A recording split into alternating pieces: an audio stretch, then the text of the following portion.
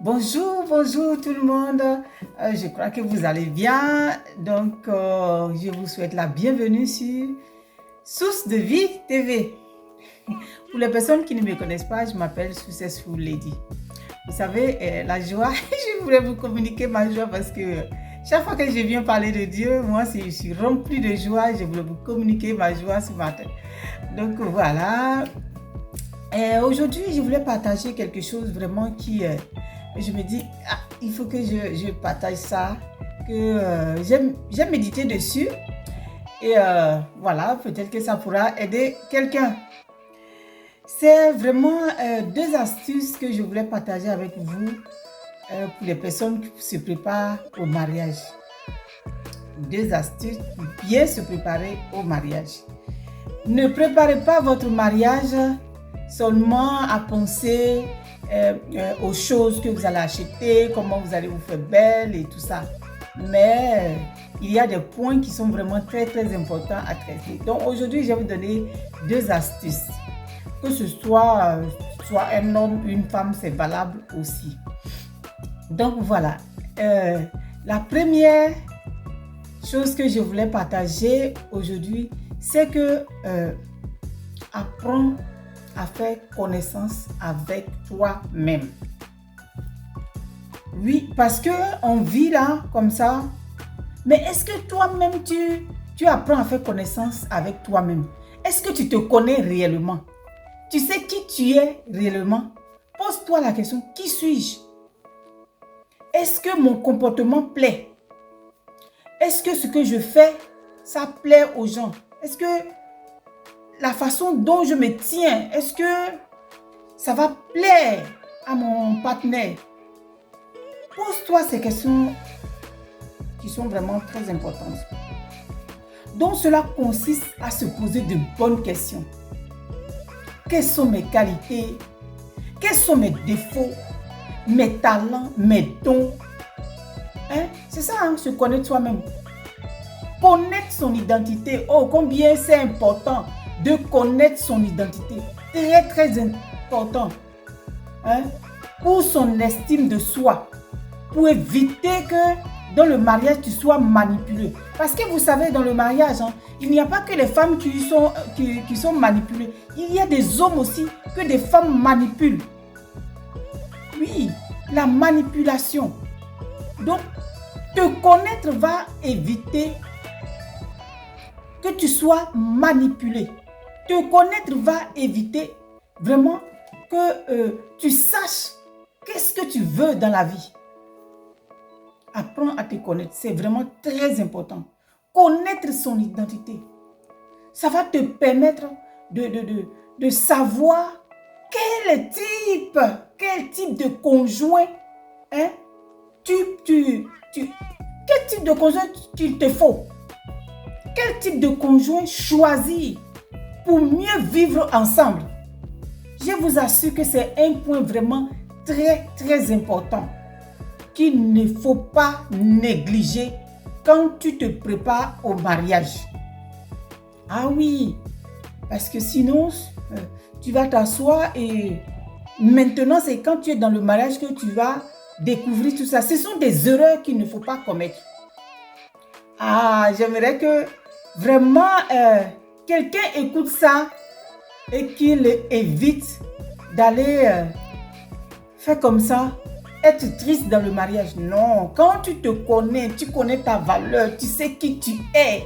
Ah, je vous assure, quand tu rentres dans le mariage, tu es épanoui, tu es tranquille. Tu es vraiment tranquille. Donc, la deuxième chose que je voulais partager avec vous aujourd'hui, c'est vraiment pendant que... Oh là là, ça c'est un conseil que j'aime donner aux jeunes. Que j'aime donner quand quelqu'un... Je vois que la personne se prépare au mariage, c'est un conseil vraiment que j'aime donner. Parce que je vous assure, moi, ça m'a fait du bien. Je me dis, oh Seigneur, qu'est-ce que tu es bon. Qu'est-ce que tu es bon si je n'avais pas fait ça? Ah oui, ça va t'éviter beaucoup d'erreurs. Donc, c'est vraiment avoir un moment d'intimité avec Dieu. Chercher Dieu. Je dis, en ce moment où tu es seul, ne pense pas seulement au mariage, ne pense pas seulement à qui tu vas trouver. Non. Cherche le meilleur époux, qui est le Seigneur Jésus. Oui, cherche une intimité avec Dieu. Oui, je vous assure que qu'est-ce que ça m'a sauvé? Qu'est-ce que ça m'a sauvé? Parce que je ne connaissais pas ce que c'était le mariage. Pour moi, je venais me marier, voilà, pour être bien, voilà, comme tout le monde, quoi, en fait. Mais quand j'ai découvert les choses, si je n'avais pas, je ne m'étais pas versée dans la parole de Dieu, je n'étais pas une femme qui priait, je ne savais pas comment trouver des solutions, hein, mais j'allais tout le temps. Les paroles que j'avais lues me revenaient. Les conseils de Dieu me revenaient. Et je faisais les choses avec la sagesse de Dieu, par la parole de Dieu. Ah oui. Donc vraiment, avoir une intimité avec Dieu, c'est vraiment très, très important. Oui, il faut profiter de ce temps de célibat ou bien de ce temps de préparatif-là pour vraiment avoir le contact avec Dieu, l'intimité avec Dieu. Oui, mets le Seigneur en premier, qu'il soit ton premier époux. Oui, avoir une intimité avec lui. Si tu sais le prendre, si tu sais dialoguer avec lui, tu sauras dialoguer avec, avec le futur conjoint. Il faut créer un moment de complicité. Oui, expérimenter l'amour du Seigneur avant celui du futur conjoint, du futur mari. Voilà. Alors, tu sauras donner de l'amour à ton mari. Même quand tout ira mal. Ah oui, parce que des fois, quand les choses ne vont pas comme il faut, là maintenant, le petit nom, là, on ne dit plus, on dit son vrai nom. Alors que quand on a appris à avoir une intimité avec Dieu, on est rempli d'amour.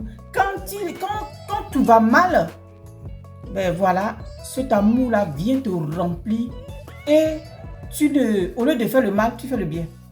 Voilà, ça c'est un grand secret qui est là. Vous voyez?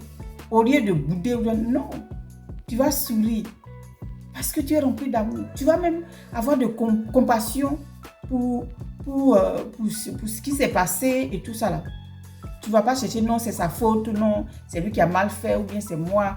Non, non, non, non, non. Vous voyez? Donc, frère, c'est vraiment tout très important. Ce temps est précieux parce que c'est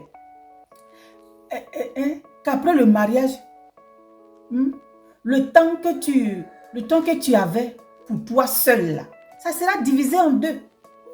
Donc, c'est pour cela que ce temps-là, tu dois l'utiliser pour vraiment être en intimité avec Dieu. Parce que tu auras plusieurs choses. Tu auras les responsabilités que tu auras ne te permettront plus d'avoir le temps libre pour faire ce que tu veux. Pour avoir même de consacrer du temps à Dieu. Oui, il va falloir maintenant choisir les priorités. Vous voyez? Alors que là, le temps t'appartient. Tu fais ce que tu veux. Si tu veux, tu peux te mettre devant la face de Dieu toute la journée. Il n'y a pas le mari qui t'attend pour que tu fasses manger ou bien... Non, non, non, non, non. Là, tu es toi-même, quoi. Tu gères tout seul. Vous voyez? C'est ça l'importance. Donc, c'est vraiment très important pour se préparer au mariage de faire cela. Donc, voilà ces deux astuces que je voulais partager avec vous. Si tu te prépares au mariage, si tu attends aussi, vraiment c'est idéal. Vraiment c'est idéal. Te connaître toi-même, apprendre à te connaître. Et puis, la deuxième chose, avoir une intimité avec Dieu. Chercher Dieu. Parce que moi, ça m'a aidé comment? Quand il y a une situation que je devais gérer, j'allais dans la parole de Dieu. Les paroles que j'avais lues, ce que moi et le Seigneur on s'était dit, tout me revenait et j'avais les conseils. Je n'allais pas chercher les conseils ailleurs. Je n'allais pas appeler quelqu'un pour lui dire comment on fait ça ou bien comment on fait ça.